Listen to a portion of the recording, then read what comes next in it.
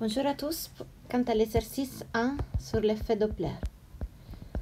En fait, dans cet exercice, on écoute un kangou qui joue son klaxon pendant son déplacement.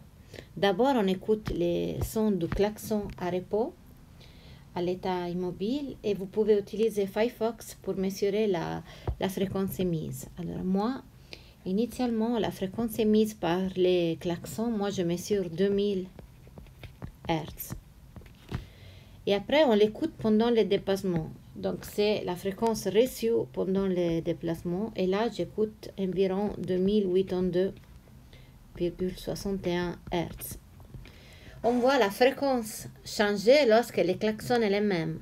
La fréquence varie entre émise et reçue parce que l'objet est en déplacement. Et donc, il y a une vitesse qui infère, en fait, qui a un impact quant à la fréquence reçue. Et donc, on peut calculer la vitesse à laquelle le kangou se déplace.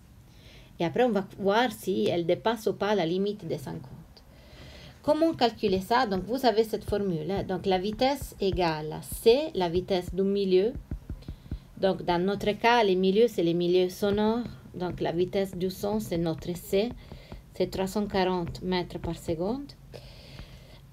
C fois le décalage en fréquence, donc la variation des fréquences, de combien varie la fréquence, divisé par la fréquence émise.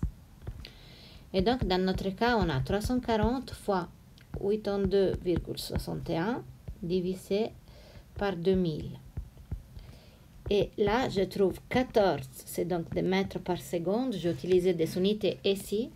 Si je multiplie fois 3,6, je trouve la vitesse en km par heure. C'est 50,55 km par heure.